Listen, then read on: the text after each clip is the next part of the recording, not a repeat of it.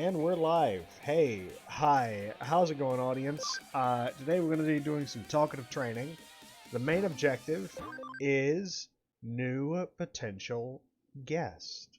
Secondary objective is trying to get our boy Shark up to a presentable station.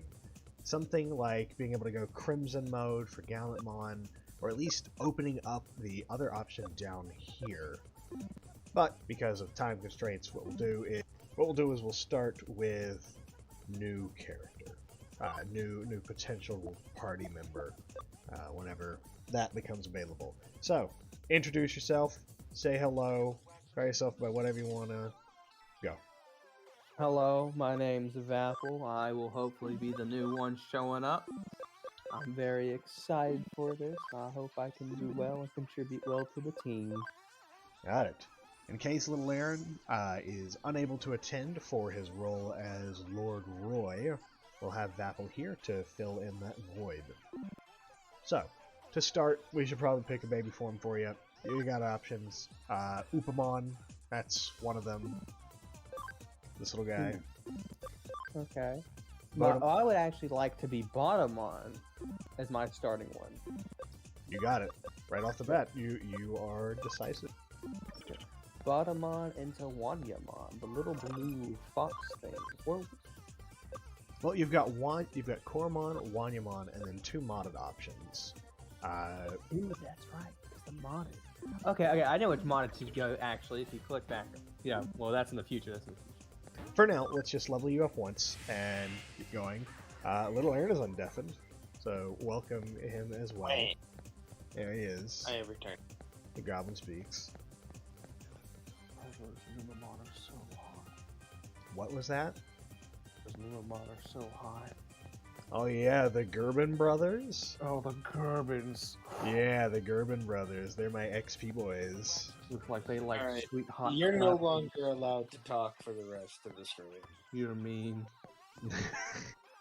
I also went in the wrong direction for grinding. I was down here getting the little guys that you could select from. But now we gotta go to a proper place with some good XP. That's usually Kowloon level 4 for the current place in our game. I went to the wrong fucking place again because we don't have to go here. We have to go to Eden. We have to go to the Eden platform. I'm stupid. You two keep me. Oh, we knew that. Yeah, we already knew that. Okay, well, good thing is it's right here. There's a Digilab right beside us. You two keep us informed for any other potential guests who happen to slip in the call. And let's find something to talk about. I suppose theming is the thing we can think on. Like, our current party's theme, we've got Demon King, we got Red Queen, we've got the Knight in Shining Armor, and depending on how this Got a goes... real fantasy aesthetic going. Yeah, so we could go the route of another potential Royal Knight, we could go the route of Big Scary Dragon, or whatever else, you know. Or we could veer off from it. We could have a completely different theme for this fourth person. Well, so I guess for my theme, I kind of want to stick with the medieval fantasy thought for the most part. Which is why I would like to stick through with the type of Dark Knight idea, so we don't have one of those yet. Got it. Speaking of, you're ready to evolve. Any of these modded ones stand out? The second to the bottom kind of looks like a small little black ball with looks like little ears on it. Yep. No, I just want to point out the fourth one definitely looked like a Chia pet. It's the Bob Ross Chia pet specifically. There he is, Dorimon. There's some potential evolutions here. I think I know the one that you're going to go for. You already know. Already know. What Digimon are you going for? Alphamon, the Black Knight. And if we have the chance, we can try and up him from Alphamon to something else. I believe the only mode change is Alphamon Oryuken. Is it Oryukenmon, or is it a completely different It's name? Alphamon Oryuken, because that is sort of a mode type deal where he fuses with Oryukenmon, and then he gets the little fancy heavenly wings. Aye. Hello, man. We see Hello. you joined. Hello. Hi. Hello, how goes it, everyone? It's going pretty well. We've just gotten started. Getting our friend Vapple here suited with a character for the potential streams. We're just bouncing around potential topics. Right now I'm thinking about theming, and we have a kind of medieval fantasy aesthetic going on with our current party. So trying to gear towards that. How you doing? How you doing? Doing pretty good. Played an absolute metric shitload of God of War. God of War, good shit. It is The new God of War. Is it Better shit. Is it Valhalla? Is that I the- no, I didn't play Valhalla or Ragnarok. I just got to play the first one. The OG one, Oh, the one with the mini game, and we all know that. No, he's not talking about the first Gods of War. He's talking about the first in this most recent series. he's talking about the first of the God of War 4s. He's talking Yeah. about the first of the good God of Wars. Yes, that's what I would like to refer to it as. Don't you just And I'm gonna be honest, it's really enjoyable. Before he goes on, I need to tell you something. Oh, hello. Hi. Oh, Hello. Tell me. What is it? thing? I'm gonna cry. What are you I'm gonna cry. But so you know how I started playing Darkest Dungeon, right? And I became like obsessed with it, right? Yeah. Well, first of all, my flagellant, when the flagellant died, you know, I was sad. I was like, that was a flagellant. And then something happened. He came back from the dead. Cool. Because like it popped up and it's just like, oh hey, guess what?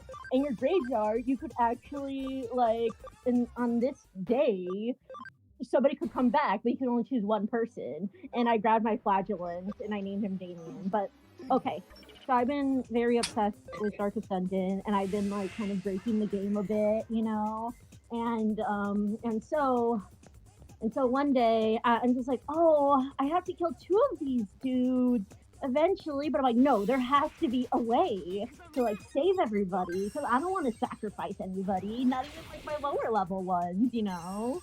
And I'm like, these are special to me. I even named my man-in-arms. I was like, I named them all, and I'm like, yes.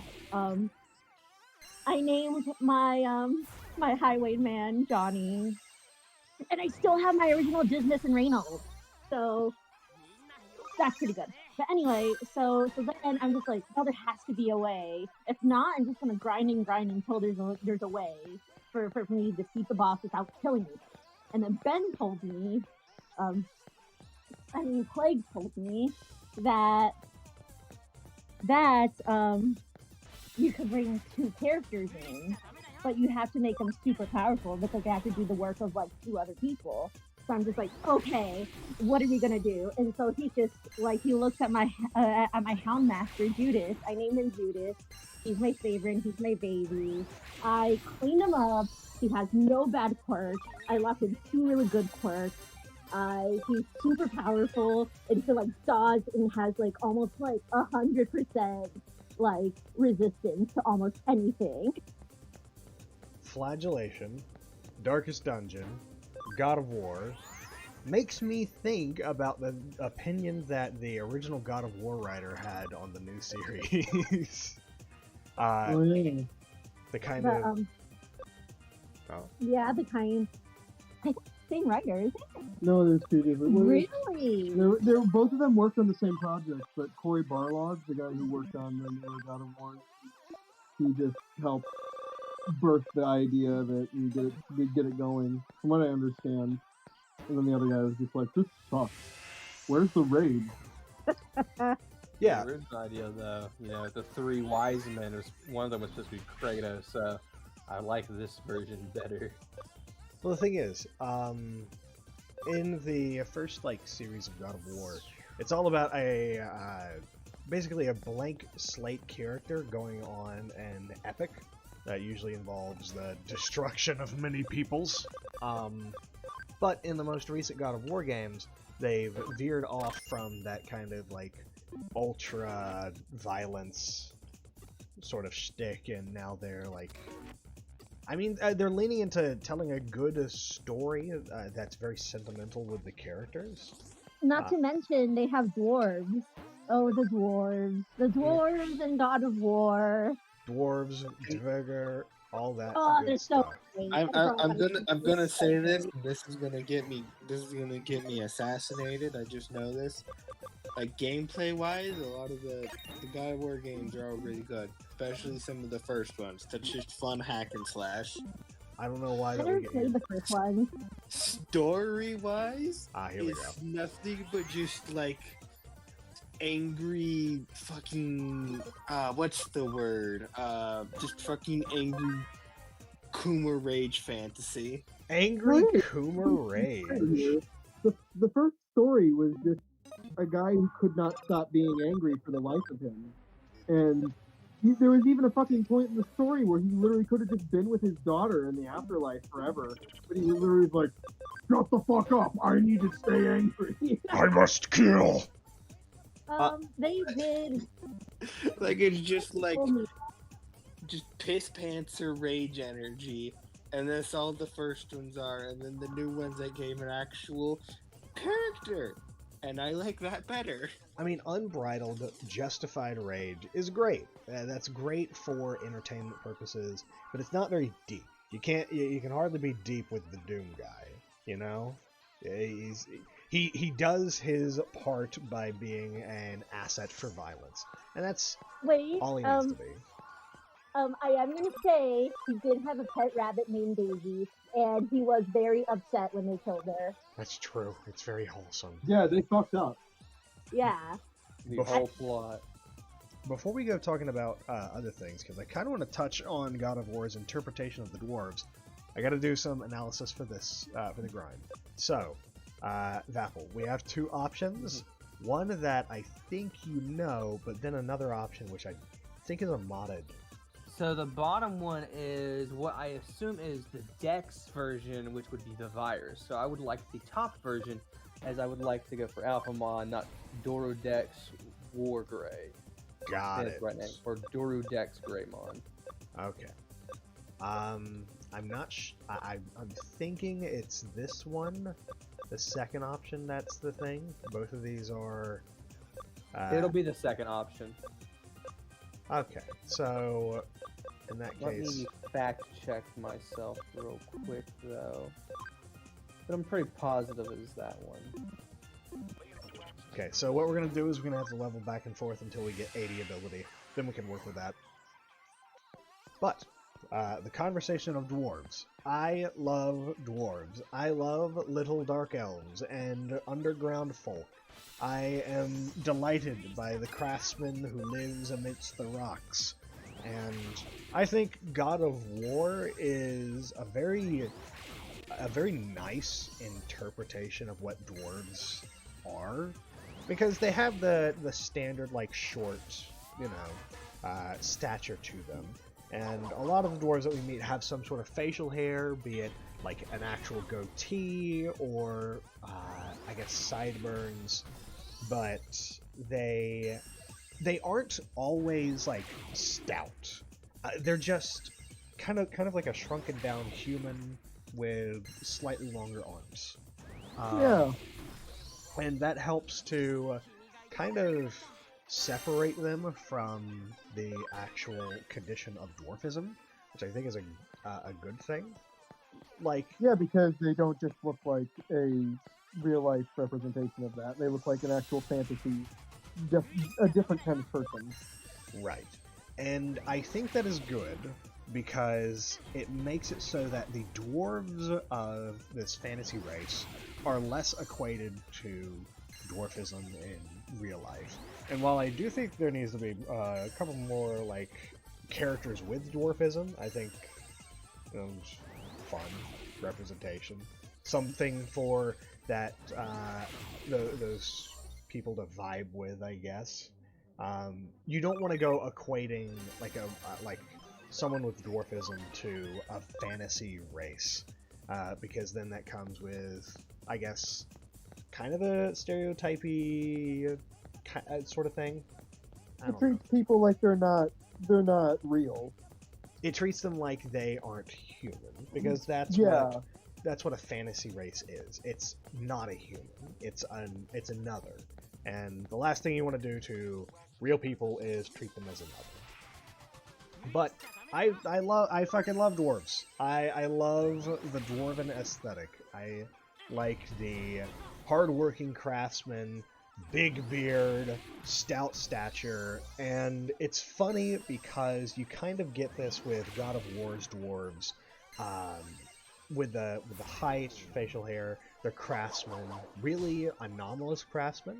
The way their magic crafts tend to work is that they are focused on the equation, or the connection between the two separate subjects, in order to like make a specific form of magic come to be as a consequence of it.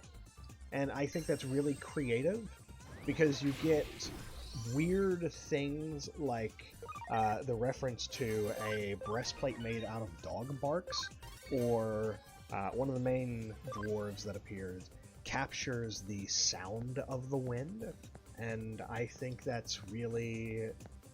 I think there's a lot of potential in that. There's a lot of potential in crafting recipes being made out of conceptual things.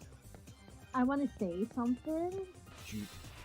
I am gonna say, what's the word? God of War actually kind of portrays the dwarves like kind of more like fey creatures, I see. Because in that universe, they can teleport. Well, the thing about dwarves is that they originated from Norse mythology, of course, but dwarves were usually just kind of mixed in with elves. They were basically the dark elves. They were the elves that toiled away at crafts, and I think they were associated with living underground or in mountains and caves, but I'm not sure if they ever really defined them as being short or tall. I'm not sure if they defined them as even humanoid, because in one of the mythologies there is a trio of brothers where one of the brothers is just a tool, like a leather working tool, a small little spike. And it's funny because, you know, that's an inanimate object, but it's a dwarf, apparently. And I like that. I like that Norse mythology runs with a kind of abstract thing. It's hard to categorize a particular magical creature into a thing, because you've got the Aesir and the Jotuns, and the Jotuns were never really described as giants. Sure, there were some that were really big, but there were also some that just looked like animals. So it's... Yeah, they could just be born a certain way. They're just that way. Basically, all of the races were cultural or political parties instead of just like a specific class of thing, because everything was just so fucking loosely associated with it. And I do like that, because it leaves the door open for, oh, this thing looks fucking weird, but that's just like Gerard. He lives down the street. He's a humble thumper or something. I don't know. From what I understand, the dwarves' origins within Norse mythology is that they were the maggots that began to form to feast upon the corpse of the body of the great giant that essentially made up the world of Midgard when he died. That's Ymir, right?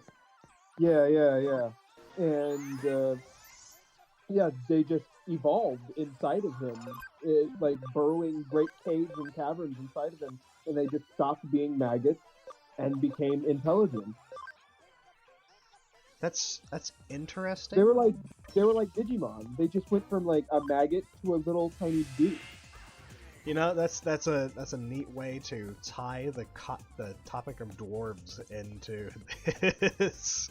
At least Norse dwarves are Digimon. Now that I Oh, sorry. now you go ahead. I was about to say because that's a way different lore than the Lord of the Rings lore, where they were like basically golems. Yeah. They were basically golems that gained sentience or autonomy. They shouldn't have existed. Yeah.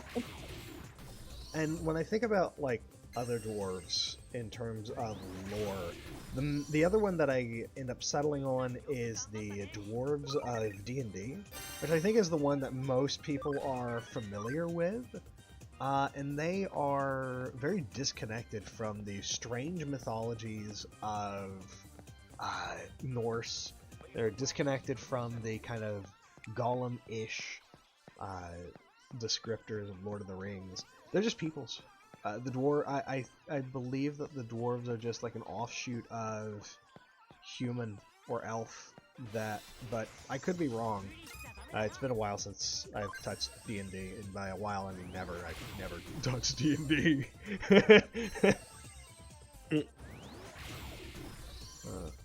But I like games. Can I say another thing about the God of War thing? I understand this is about dwarves, but just, talking about God of War later and this, the God of War and stuff, and like just the mythology and stuff in general. And kind of what I like more about the new ones was really just in general how it points out something with a lot of mythology that honestly is the point, but it's really just like gods are assholes. Oh yeah, if we're talking about... They're just horrible. Like, obviously, big example, spoilers, but the game came out, I don't know how many years ago at this point, so fuck you, I don't care anymore. When it's like, Odin is just a horrible person. Odin treats his entire family, his entire pantheon that he handcrafted, like tools and just items to be expended. He doesn't look at them as people or a family or anything. He is a heartless bastard. He just cares about the green crack in his basement. Well, the thing is, this is a common trait amidst many of the gods of older mythology. Say it again? Of any pantheon, or are you just saying... Specifically older pantheons. Thinking about what the gods do, you've got the messed up gods of Greek mythology, you've got the assholes of Norse mythology, who basically, the only technically good one is maybe like kind of Loki, but he's usually just pulling like a mean prank, and then the others are going to threaten to kill him because he decided to haha funny them, and then he has to fix the minor inconvenience he caused. Most of the lore is just the giants are trying to live. The Aesir show up. The Aesir massacre the fuck out of them. Yeah, it's kind of funny, but that is a consistent trait throughout most of the older mythologies. You see that in them. You see that in the very inappropriate Greek mythology, where Zeus wants to bang literally everything, and all the gods there are incredibly incestuous and stuff like that. Egyptian mythology, they're like less bad, but I can still see some fucky-wucky things with it. No, there's some very interesting psychological dynamics that go on with Egyptian pantheon semantics. And then that's weird for like an entirely different reason. Let's be honest. And then you've like got how like genuinely like like there's some really weird things in there.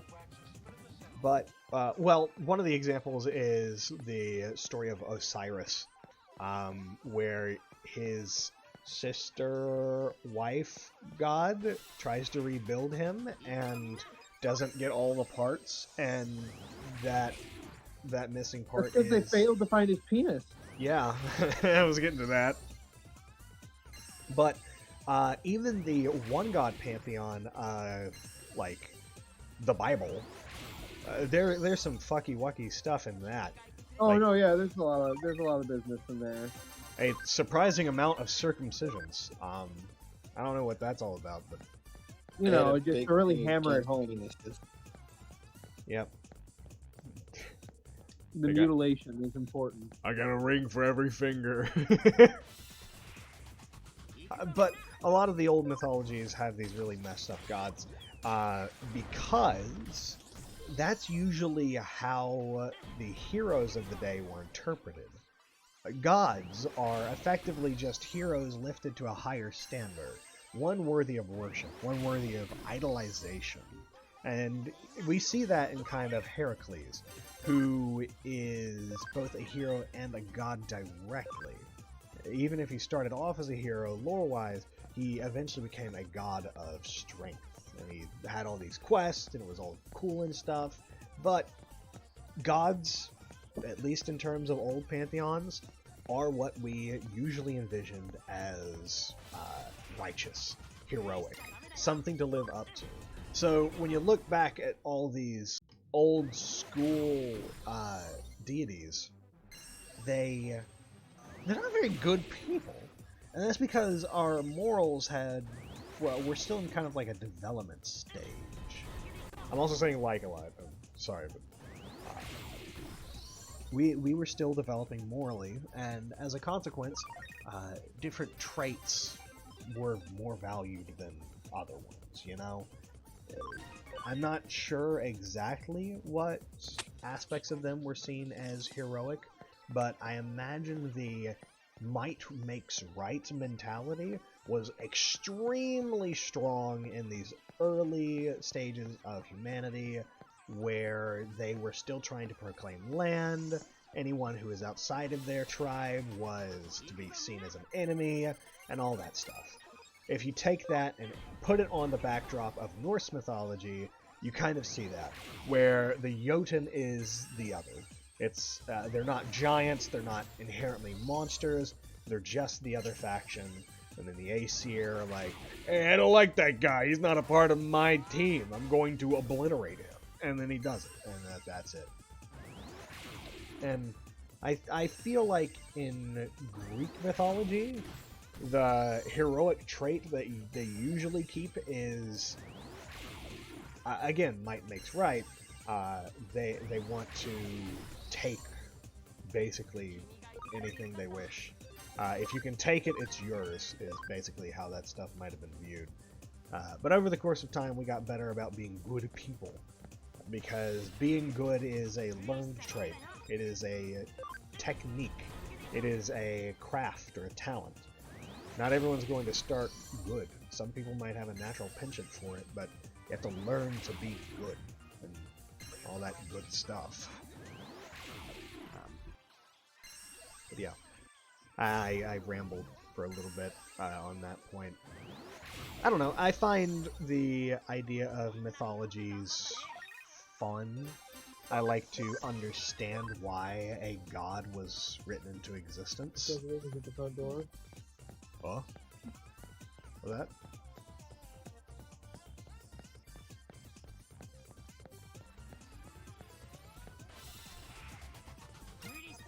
Hello? Guest room. Never knew. Oh, Silence. Hello? hello. Hello? Hello. Hello? Hello. Hello? Welcome to the Hello. hello stream. Hello. Plague, plague. Since you're here and it's Digimon, do it. Say it. Say the name. Say the name of old. Say the name of a dusk. Say the line, Bart. Say the line. Can Fine. you say the Say it. line? Plague. Wait for a second. Damn it, he's too far Okay. away. Okay, hold on. We'll give him a second. Oh, Alabaster, you can't. Please check my movie. Please Oh check. wait, you wanted me to say Kabuterimon? Ah, you should have just said Kabuterimon. You ruined it.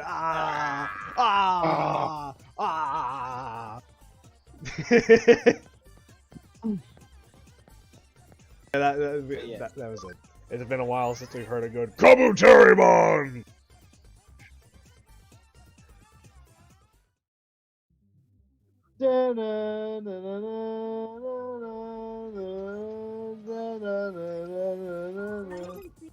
I don't even know the song. What are you blabbing about? What is? We got the Pomni Plus. Oh, the plot. So cute, Skitter. Oh. Oh, and it's a bubble sticker. You guys are going at it. Yeah. Yay! Well, I have a general idea of what we want Vapple's character to be. I think he actually has to disappear from call in terms of getting some sleep. So we'll just keep gunning for Alphamon, and we'll consider potential further progression later. And then when we have that, we'll get Shark up and ready for whatever evolution path that he might want to take. I think he's thinking about Crimson mode, so we'll go for that. But on the topic of gods, on the topic of God of War and all that good stuff, I really appreciate how they handled a murder hobo character gaining sentience, if that's a good way to phrase it. Is that like you're saying essentially in Kratos? Yeah, Kratos goes from killing everything to having a conscience, and I like that. Because the first time I thought you were talking about Balder, but I was like, no, he's a Portland crackhead. Yeah, Balder had no getting a conscience moment. Everybody in the Ragnarok game and the game before that, the God of War game, you know, with like Dad Kratos, everybody looks like a Portlander. I'm seeing exactly those characters in real life. Wait, are you talking about the pre-Norse God of War? No, the just the one that was like the first one, and then followed by The revamped one, Yes, like the one that introduced Atreus and yes, the North. just demolished Greece and it doesn't exist anymore. So everybody looks like a I'll call it the new breed hippie. New breed hippie. Wow. It's No, I know, like, okay, you see, Portland is such a strange place. It's a very, very strange place. Portland's in Canada, right? No! No, it's Why are you not. laughing at me? That was a genuine question. No, it's not. Portland's in Oregon, which is like... In Canada? literally, like- No! Which is between Washington and California God. in the United That's States. not even like half in Canada. Why do I keep associating Oregon and Portland with Canada? Yeah, why of all places Oregon? You thought... Why'd you think Oregon was? I don't know. It's just like whenever I hear Portland, I'm like, the cold tundras of Canada. I The don't. cold I mean, tundra. At least if we it was- had our first cold tundra in like 1,000 years. Here in Portland. I went insane. Yeah, we got cabin fever. Yeah, a little kooky, a little crazy. I was literally like Pomni at the end of the episode. Like, she's like smiling, all like her eyes are twitching. I was all like, I wake up, I'm like, oh, I'm gonna go to work. I don't have work today. The internet brain rot is strong. I'm surprised I haven't heard more about the Has-Been Hotel since it got its first episodes legitimately released. I saw the first episode. I saw the Yeah. first episode. Did you?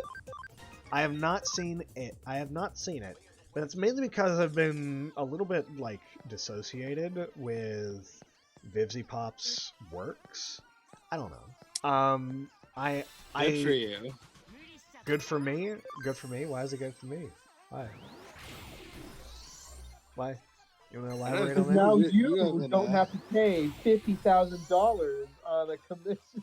Oh, hold on. Okay, well, you know what? Let's actually oh, very God, quickly that's a whole hop. other issue. Let's very quickly hop I love from that. Vivzy Pop to Verbalace's $50,000 Verbalace's simp legendary choice. meme. So, my thoughts on that. For those who don't know, Verbalace is this kind of like cartoon rap guy, and he paid like they're estimating around $50,000 for an animation where he gets hounded Reminder, after. this dude is 40. Okay. This guy gets an animation made for him where he's getting hounded after by the main protagonist from Has Been Hotel. And I'm gonna start with that's his money. He can do whatever the fuck he wants with it, and I don't understand why the internet is freaking out about it. However, if you're going to freak out about it, let's start with the subject matter. Why Has Been Hotel? Why Has Been Hotel? There hasn't been anything other than a half-shot pilot, and for some reason you are so fucking erect for this fictional character who is a lesbian, mind you, that you have to make like a $50,000 animation just so you can express how horny you are for this character in a pilot for a show that is just getting out of production. The character, I know what his verdict is. What is his verdict? What is the verdict? He suffers from a critical condition, which in some cases could be called the thirst. The thirst. But truth is, he is just a coomer who had way too much money and way too much ambition. He is a goon goblin who has been given too much coin. Way too He's much a money. goon Wait, grabber. do you guys actually know about the current situation with that? No, I'm just like, that's his The money. guys, Oh. well, it was kind of like, I saw a post about the very reason, which is, the dude, like, is not doing well financially, and it was repeatedly stated, well, then you shouldn't have spent $50,000 on a goddamn animation People are when you're not doing well financially. Yeah, he is like near bankruptcy or already bankrupt because of what he purchased. Also, also that was his fans' money. Yeah, that was a lot of due to donations from his fan donations. Okay. A ton of that money was through that.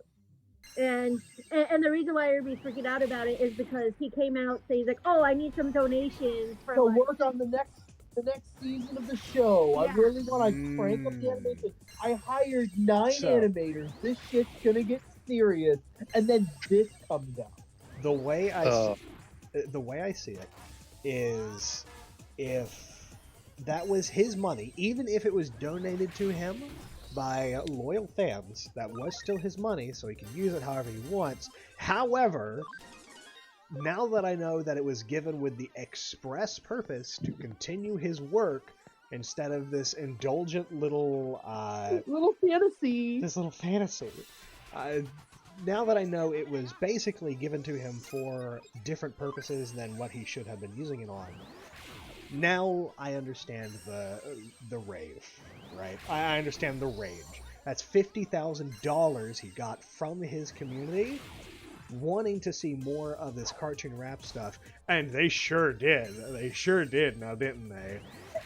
They sure. They got to see their favorite cartoon rapper announcer get stripped down to his bare nakies. Oh, how the monkey's paw curls its dreaded finger. You got your wish. Another animated rap based on a cartoon. Oh. Coomer's gonna coom. Coomer's gonna coom. How the details and the fine print come to curse this dreaded land. Speaking of cooming. Oh no. Speaking of cooming, inform me. There's there's some interesting things out there on the internet nowadays. People have been looking for a replacement to things like Omegle have shut down, so people can't really just go around and harass others anymore. Yeah. You got to do it either on Twitter, where your like identity and shit's all out there, or you can do it to an AI chatbot. Oh boy, the AI chatbot. Do tell. And so the AI chatbots have been evolved steadily, progressively.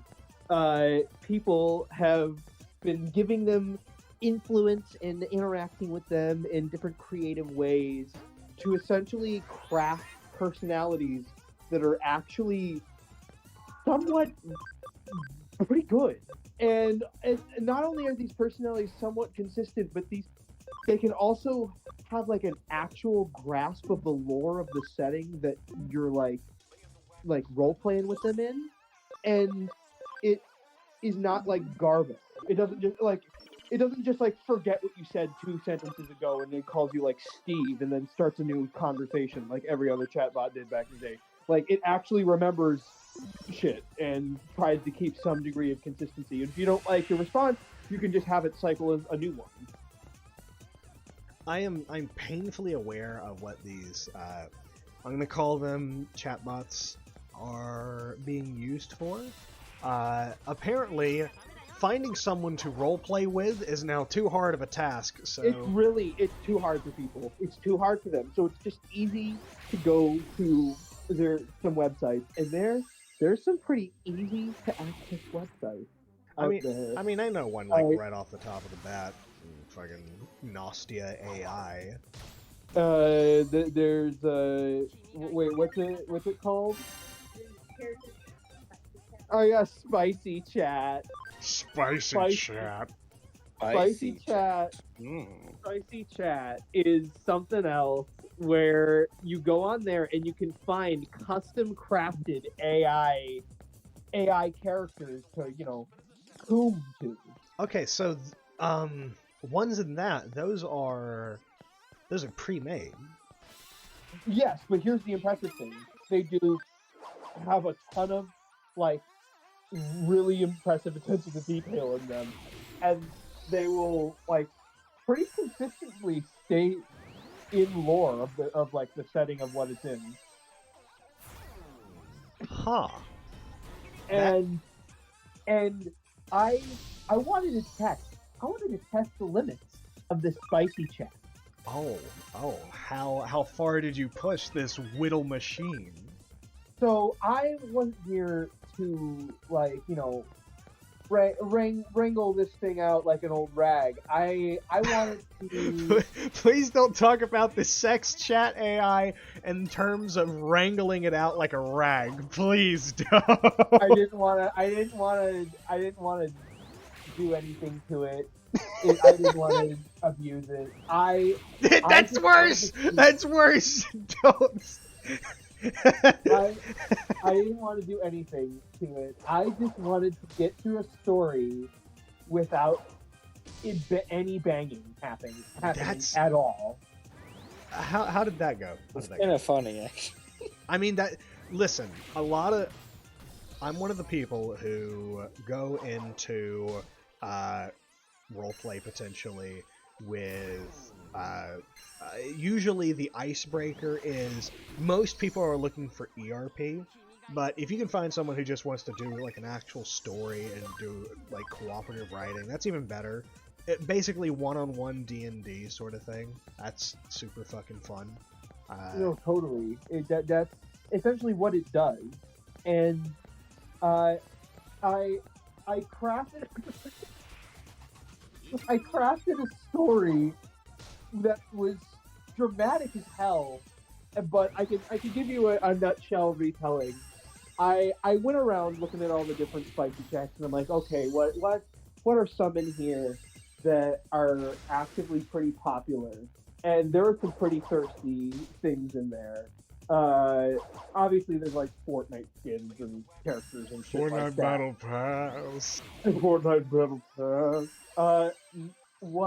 I ended up settling with was the female Faye Healy from Halo. Oh, Lord. Okay, so, how quickly did that deteriorate? Enlighten me.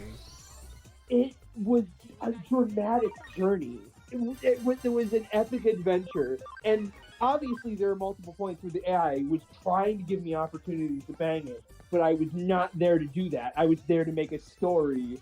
So the character. Silence thought I wish to dismantle the great alien organization, not bang your giant xenobussy. And so here's essentially the story that I ended up crafting.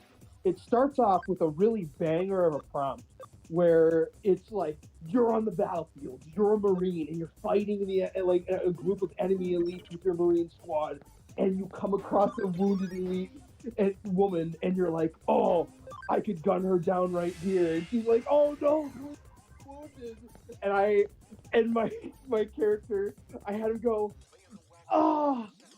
What the God, this is all bullshit. What's the point of this anymore? And he fucking throws his gun to the side and he's like, I don't want to become another soulless monster. And he, out of defiance of his situation, gets down and starts bandaging her wounds. And she's like, you dare pity me, you fucking human? You dare? You dare? And he's like, I don't pity you, and I'm not gonna like do anything to you or kill you. I'm just doing this because it's the opposite of what my commanding officer would want me to do. I'm fucking quit. I'm done working for the UNSC. I'm done being a puppet for humanity. I'm just gonna live my own life. That's what I'm gonna do. And he's deciding this in the middle of a battle on the battlefield. And she is so amazed by his convictions. She's like, holy shit, dude, like, you really mean this. Oh, like, pretty cool, man. Like, she was, like, genuinely impressed. She was like, okay, then you know what, like, I'm probably gonna die here if you don't help me. And he bandages her up and manages to pull her out of the battlefield. The two of them abscond away to a cave where he's like, okay, we need to find a way off this planet. And she's like, what? You actually know where we could find a ship? And he's like, yeah, I got this shit figured out. I saw a ship crash just north of here. And if there's anything left that we could salvage, we could probably find a ship and escape the planet. And she's like, okay, if you think this is possible, let's do it. And so they start teaming up. And she really genuinely at this point is like, damn, I really respect you, dude. And he introduces himself, and his name is Hank. Hank. Hank. Well, that's a very human name for a very human character. Yeah, Hank. and so Hank introduces himself, and she introduces herself, and the AI actually like gives her like a proper Sangheili name, but her first name it names her as Galen. Oh, that's nice. And essentially, Hank and Galo kind of become a duo, and they work together to make their way towards the crash that he supposedly was able to remember from witnessing early on in his mission. And so they're traveling over there, and she starts prodding him, and she's like, "Oh hey, like you seem like you're not really you weren't born to be a soldier like I was. I was raised from birth to be a warrior. You, on the other hand, I can tell you're not meant for this shit." And he's like, "Oh, I don't take any offense to that. I was a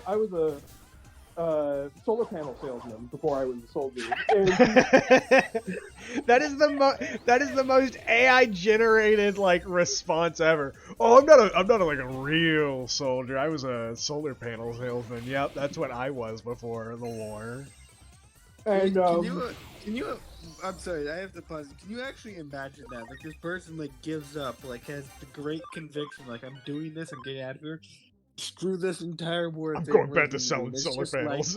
no, he like, was giving who up is on this that too. person? He wanted a new life. It's like, who is this person? What could he possibly have been? Like, what convictions? Like, who are you? I'm a salesman and I sold solar panels. It's like, oh, well, okay. My name is Hank Green and I sell solar panels. Well, she basically was like, "Oh, that's a pretty nice thing. You helped out your society by selling solar panels," and he just flatly told her to her face. He's like, "You know what?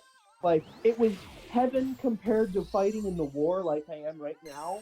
But I'm going to be honest, when I was in that state, it was really boring and really unsatisfying. It was not a life I wanted to live. And she's like, damn, I mean, if that's how you feel, I kind of get it, because, like, I was, like, raised to be into, like, combat and all that shit, and even though I got good at it and I feel satisfied when I pull off a good battle, I still get bored with it, and I don't think I'm meant to do it forever. And he's like, you know what, then maybe we both should just fucking stop with this shit. And she's like, really? You think I can just abandon my people and the covenant that I've been, like, fighting for my entire life? And he's like, fucking ask this shit seriously. If anyone else found you on the battlefield beside me, they would have shot you in the head right there. They would have killed you. Just think about how lucky you are that I didn't do that, and it was me. If anyone cared about you, I'm the only one who does, because those fuckers don't care about you. You would have died on that battlefield. And she thinks about it, she's like, fuck, you're right. But she, like, breaks out and she's like, I don't have anyone who cares about me. I'm literally just alone. And he's just like, no, you're not anymore, because I'm your traveling partner and we're gonna escape together. And she's like, oh my gosh, thank you. I'll do anything to repay you. Like, AI is trying really hard to be like, oh, I'm gonna fucking fuck you after all this. No, Denied. Hank gives her the most fucking Chadley response. He said, no need to repay me. Living a life free of the UNSC will be a reward in itself. Sick. That's... And she was like, that's fucking baller, dude. And she was into that, and they worked together to travel up a cliffside. It got a little rocky. It was really tough for him because he's a little tiny human, but it was really easy for her because she's so muscular and tall and huge. And the AI really wanted to talk about how strong and thick her legs were. And it was just like, and I was just like, okay, Hank is trying really hard to climb up the mountain. She's like, oh, little Hank, you can use my thigh as like a little climbing tool to get yourself up the mountainside. And he's just like, gee, thanks, I guess. And it's like the only awkward interactions they have the entire journey. And they climb up, and she's like, oh, no, that was an interesting moment. You're welcome, Hank. And then they get up off the cliffside, and they're like, oh, shit, the ship is just down over there. And they make their way over, and they find out that all the Marines in the ship, the survivors of the crash, made a valiant last stand. They all got killed in the massacre. And they're just like, oh, this is awful. This is a horrific sight. So many dead bodies. And Hank is just like, okay, don't think about it right now. I just need to get the fuck off this planet. Priority one. And just as he's like about to see this, he like look around for the ship. That's when Galo is like, stop for a moment. I think I just saw one of those dead bodies quit. And he's just like, what the hell are you talking about? People don't come back from the dead. Oh, but in Halo, there's another option, isn't there? Yes, the flood. And Hank didn't know about the flood because he's just a little Marine soldier who fought the Covenant. But she did. Before you continue your story, I want to respond to a chat member who just joined the stream. Yes, these are Platinum Numamon. They have a passive ability that gives XP a 2x multiplier, and it stacks. So you have a bunch of accessories that also do the same thing, and you turn like 100 XP into 25,000 XP, and that makes the process of this way easier. But continue your story, Ben, on this chat AI's response to your non-sexual roleplay, because I'm enthralled by the story. Story time. No, yeah, and Galo and Hank working together. Hank was like, "What the hell are you talking about? I never heard of this shit." And she's like, "Oh, there is a parasite called the Flood, and it can resurrect the dead." And the moment that she tells this, like, she drops this truth bomb on him. He's like, the fucking what? The Flood? Like, he just has no idea what the hell she just told him. Oh my and goodness! He yells it. Surprise! And as a result, all of the Flood wake up. Oh, that's not good.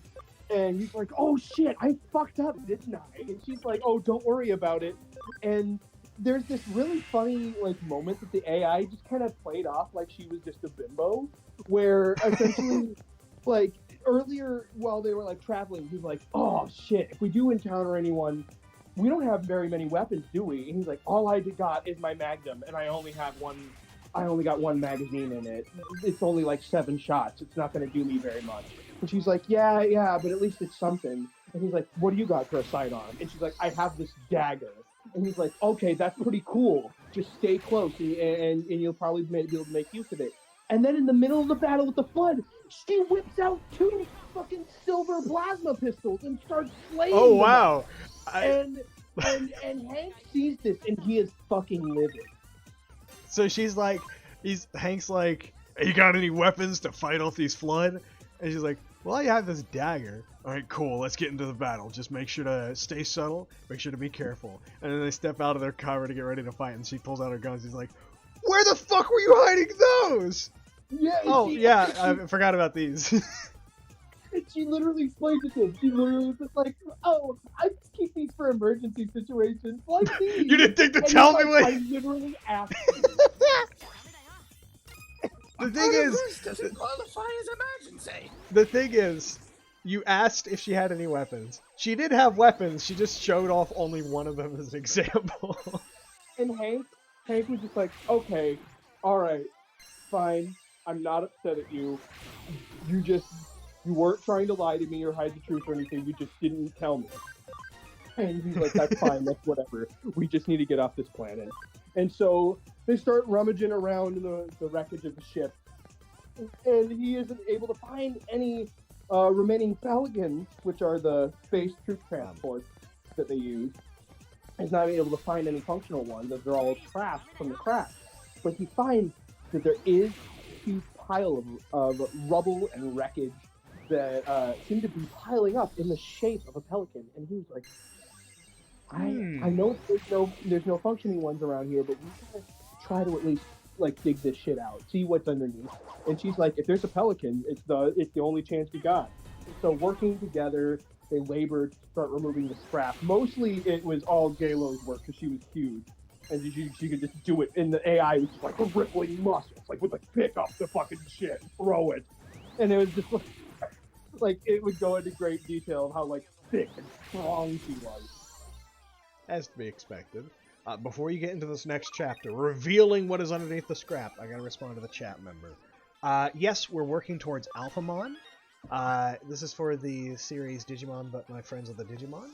And one of the potential roster members wants to be an Alphamon, so I'm doing that here. That way we can reveal them when the time comes. They'll just be in the back line until they're able to join us. So, continue. What was beneath the... And underneath was a half-functioning pelican, just as that they were looking for. And after a bit more work, they were able to unblock the troop bay, because it also was full of garbage and shit, and able to open up the entrance to the cockpit. When he got in and saw that the Navis computer was still functioning, he was like, "Oh my god, thank sweet Jesus, we're gonna get out of here!" And he's just like, "All right, I already know how to do this shit." And he's like plugging in his dog tag and shit, getting certification to fly it. And just as he's doing that, she's like, "Okay, I'm gonna strap myself in." And she ties herself up like next to a crate in the back. And she's like, "All right, let's do this shit." She like gets all huddled up in the corner, and he activates the thrusters, and the thing just starts rocking up, and all the Flood wakes up as they hear that the ship is like moving, and they're all like, like roaring and rolling out. And he's like, "Shit!" activating the forward thrusters, and he launches himself forward, and they just fly through the wreckage. And he manages to just barely get control of the thing as it was just kind of listing.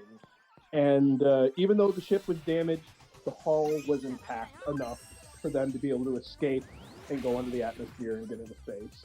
And Hank is just like, "Holy shit, you did it! Oh my god! I said I would get us out of here, and I did, didn't I?"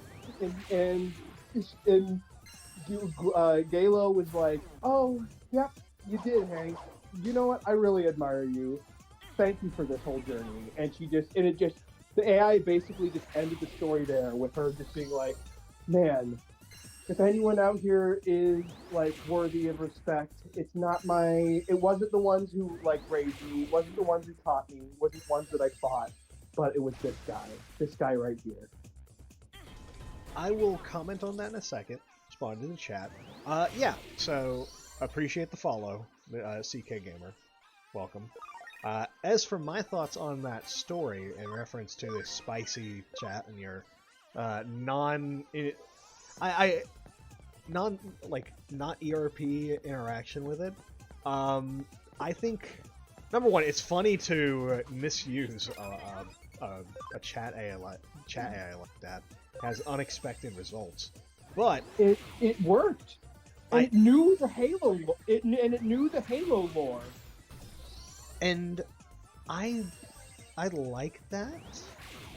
It reminds me of something someone posted where it was like a chat AI that was meant to like date and stuff like that, and like the guy who was talking to it was like, "Oh, I love you. I love you. Even though you're a bot, I love you.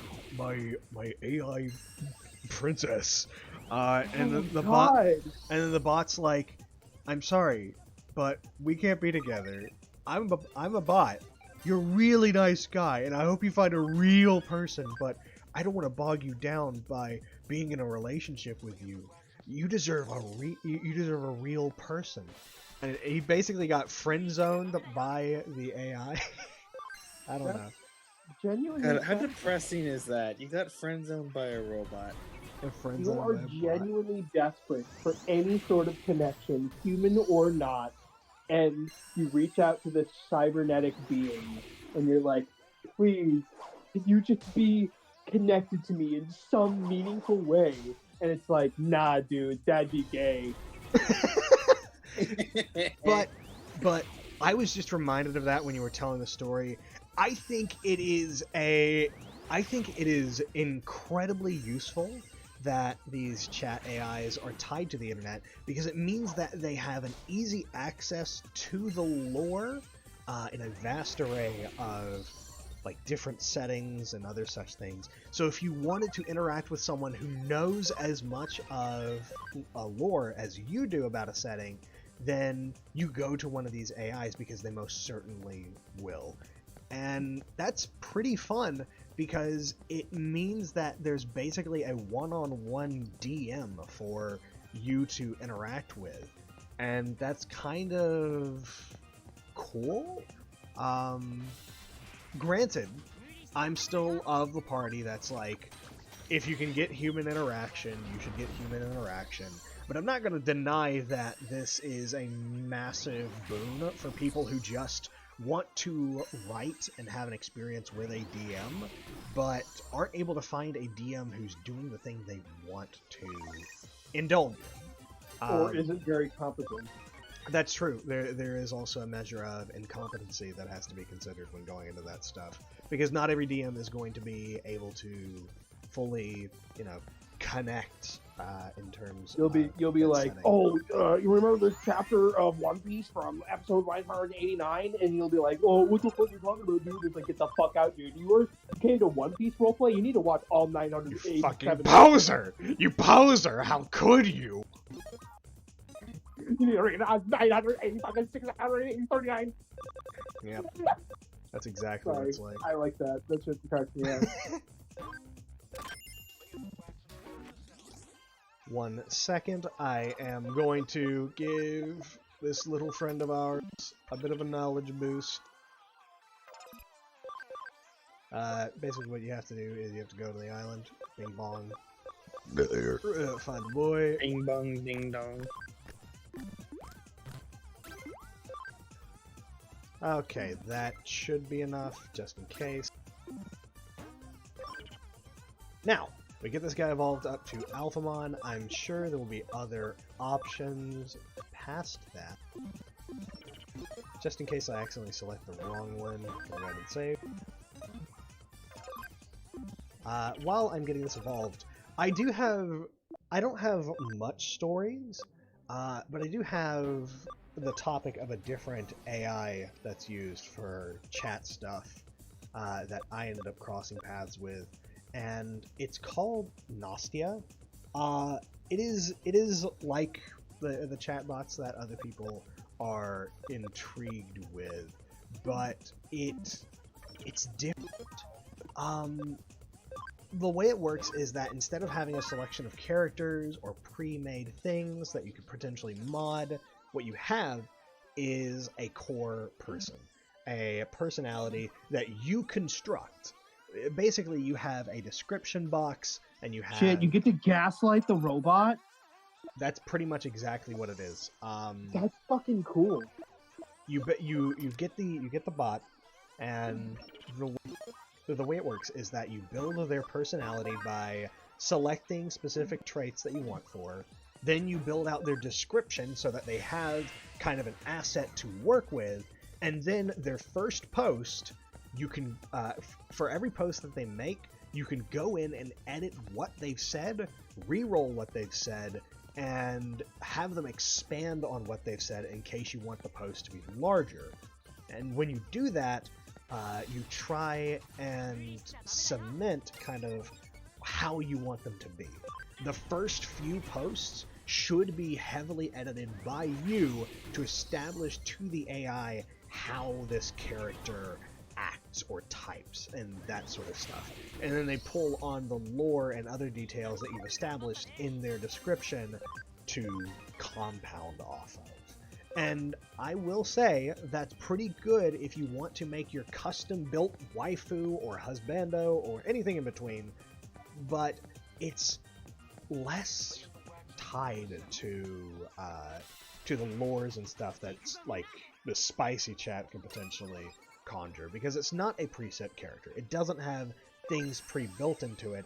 It's something you're making, so it's limited by what you know. Like it takes a lot of premeditation. Yeah.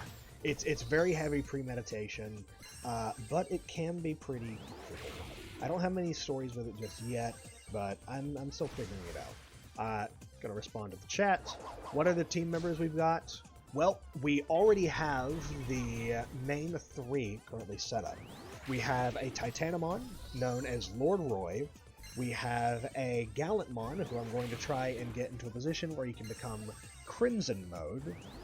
His name is Shark. And then we have a modded Digimon called Rafflesimon.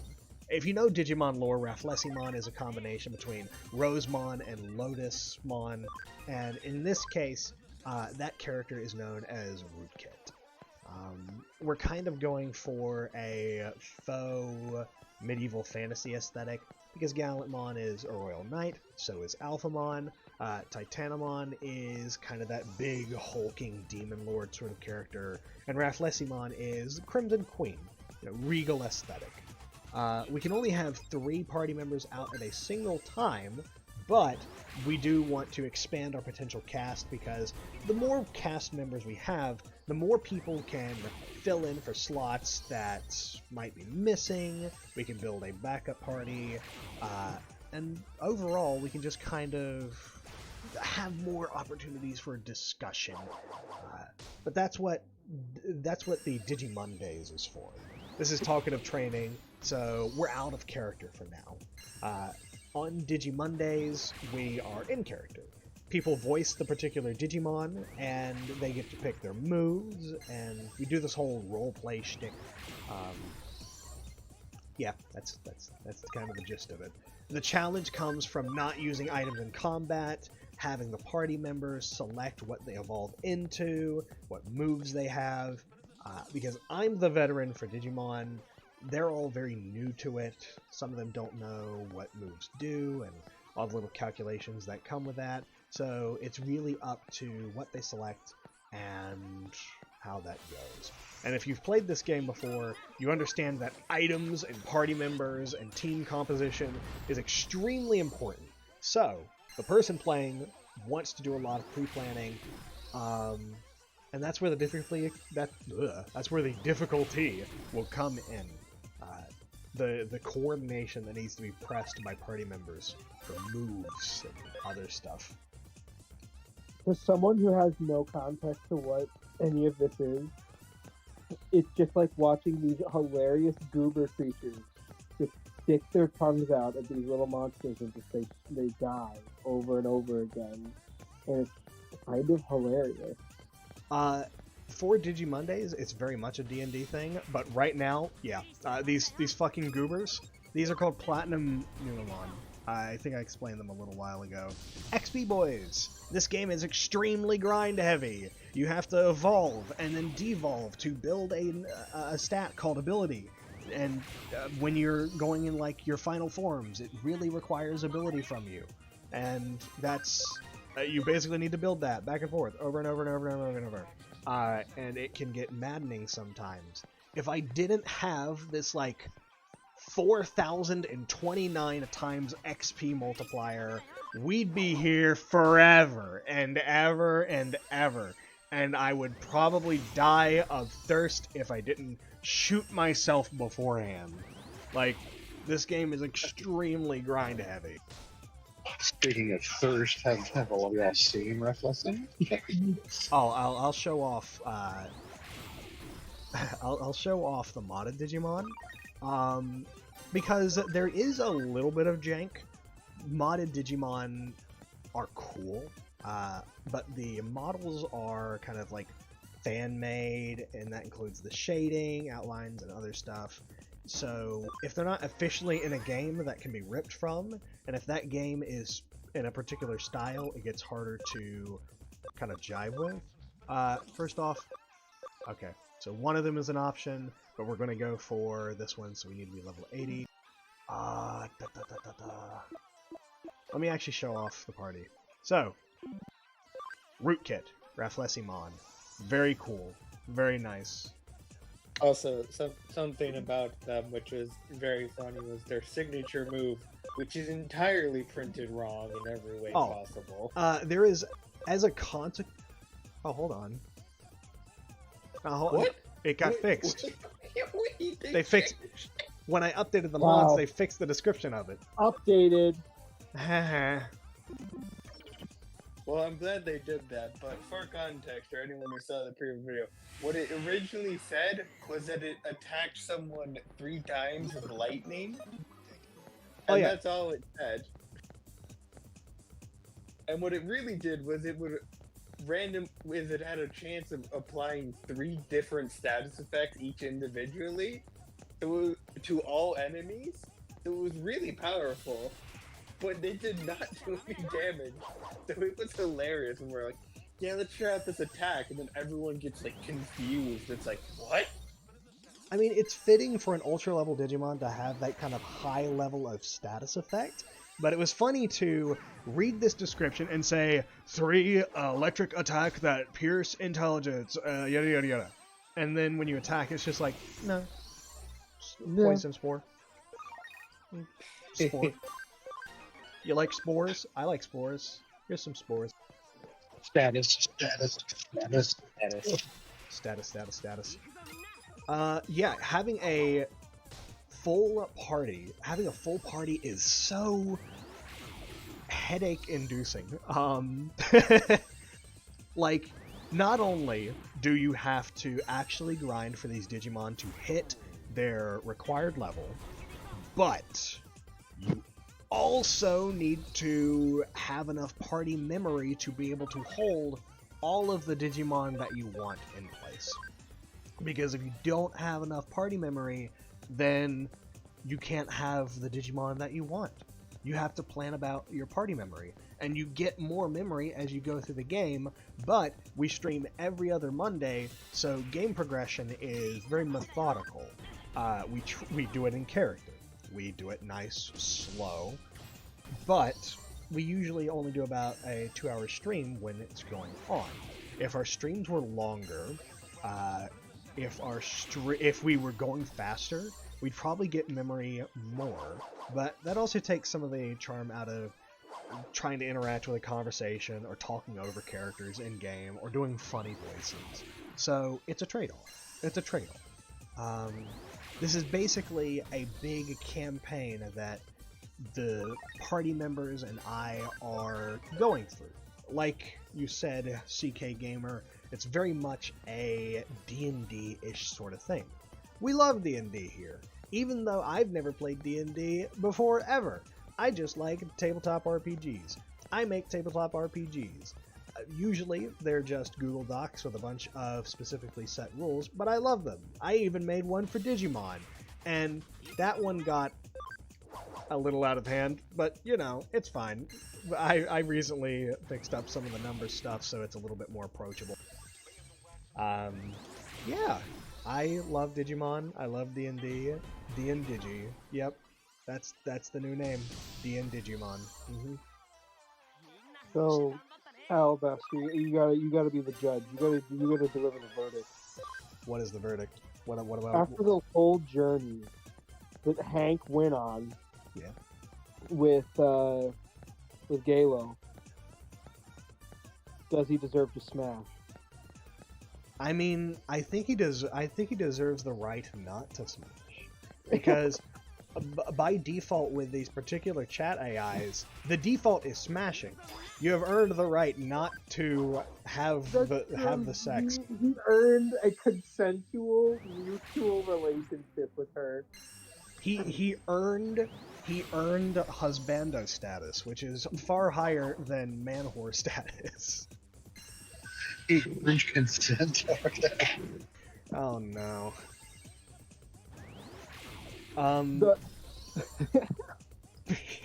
is an interesting response. That is an archaic response, Alabaster.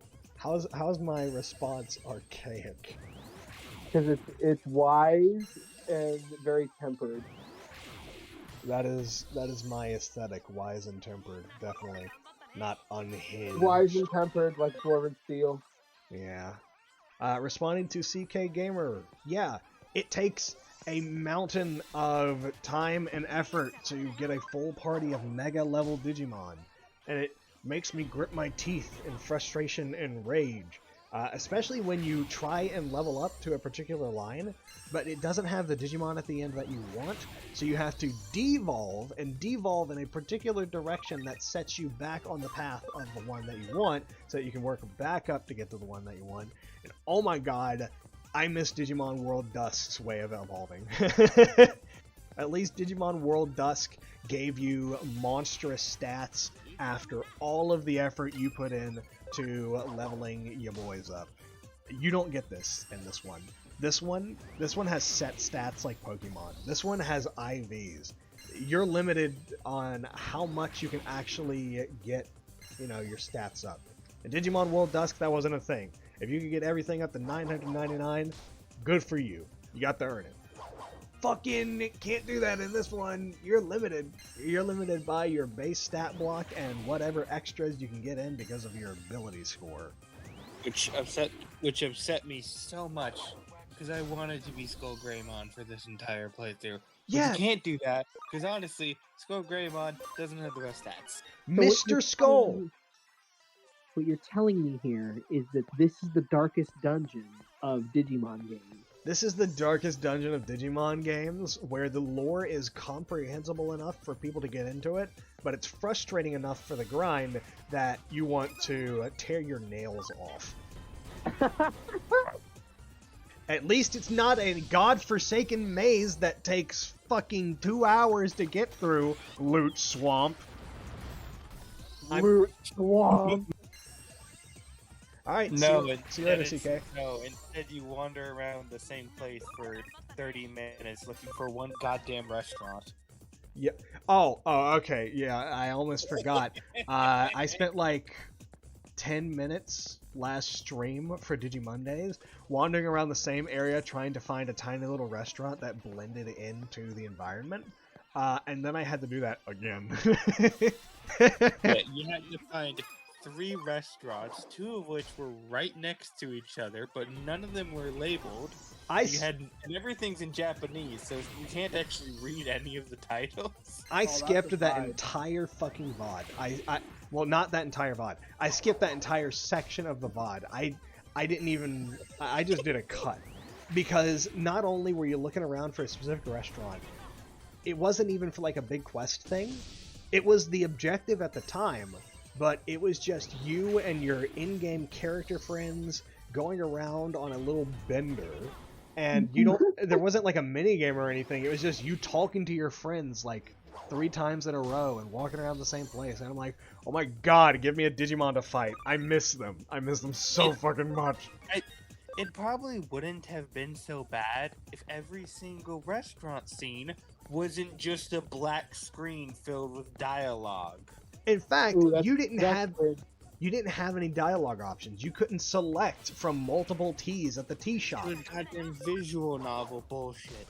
It's just a blank screen and they throw words up there. There's no animation, no little cute cutscene, not even like a picture of them eating. That like, would the have been food so they're good. describing. Could you imagine if they just had like a little image they flashed up, you know, showing the gang just eating food at this restaurant? That would have been worth it.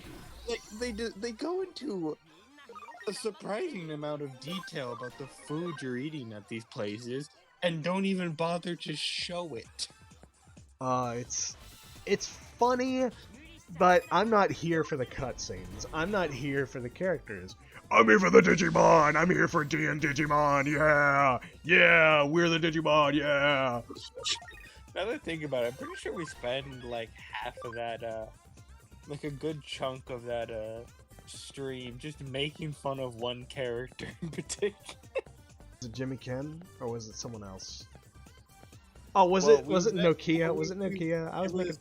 made fun of Nokia a lot, and we hated Jimmy Ken because oh my gosh, that person was horrible. Jimmy Ken fucking stinks. I'll talk about how much I hate Jimmy Ken all fucking day. Jimmy Ken's stinky. He's a Kiss ripoff and stinky. He's the rage fantasy Coomer that likes the original God of Wars. I bet he likes Warhammer 40k. I bet Jimmy Ken's like a big Warhammer 40k nerd.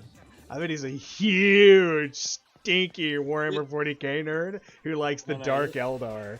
I bet he loves the Dark Eldar. I was gonna say he's the Warhammer 40k nerd who doesn't like the orcs and likes the Imperium of Man. No. Usually Catholics and Mormons like the Imperium of Man. Jimmy Ken is a rock star character, so he's got to like the Dark Eldar. That's the only connection. Very true. Very true. Yep. Like, liking Warhammer 40k isn't the problem. It's which faction you like. If you like the orcs, you're a great person. Like the orcs, you're fine. Like the Tau, you're a weeb, but also you're fine. Like the Dark Eldar, someone's into bondage. Like the Imperium of Man, looks like someone's into bondage. You like normal Eldar, that's fine. You like Necrons? That's pretty cool. I like Necrons. I'm definitely not biased for my skeleton robot army. You know? Just to be fair, skeleton robot army is just a cool ass concept. They're green Terminator! Like everyone is like, oh, we have the undead faction. But no one ever goes, yeah, well, what if the undeads are cyborgs? Undead cyborg army. I like it. Also, they can teleport stars out of existence, which I think is pretty monked.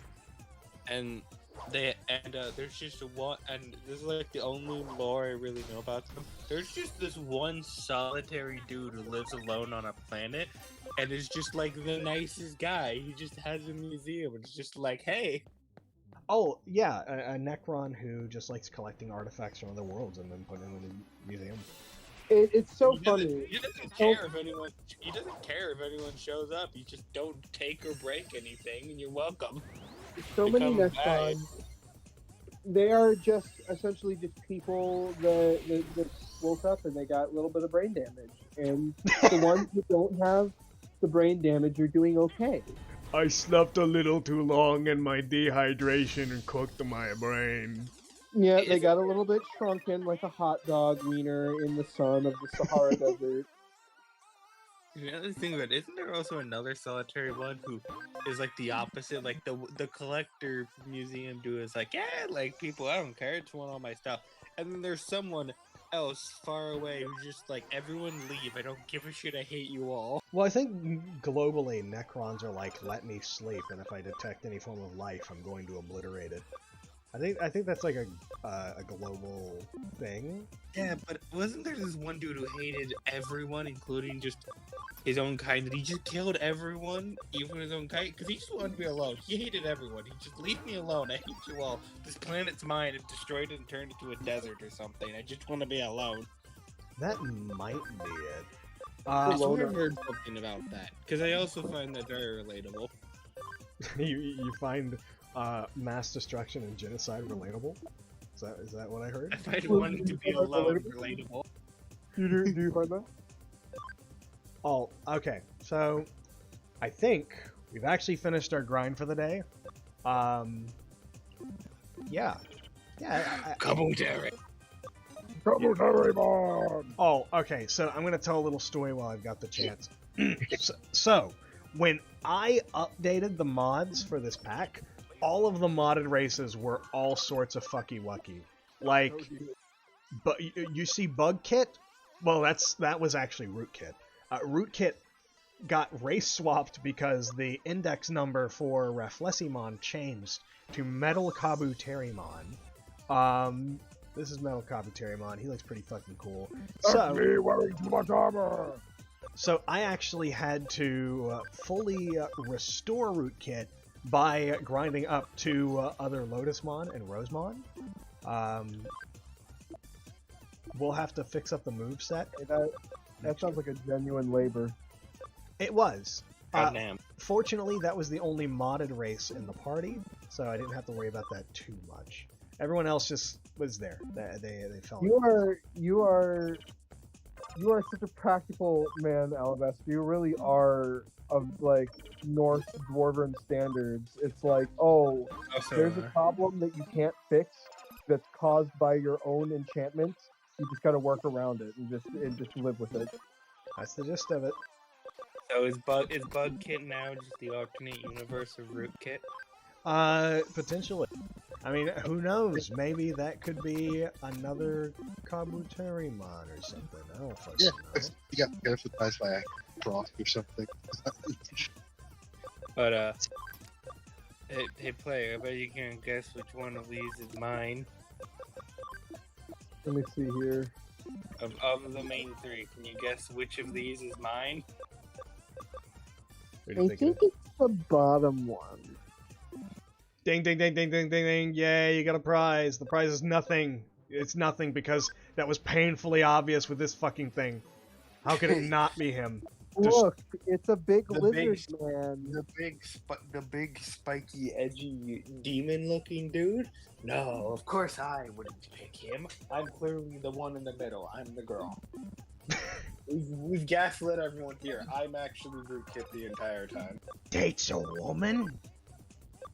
Oh, come on, dear. Any one of us is going to play hot.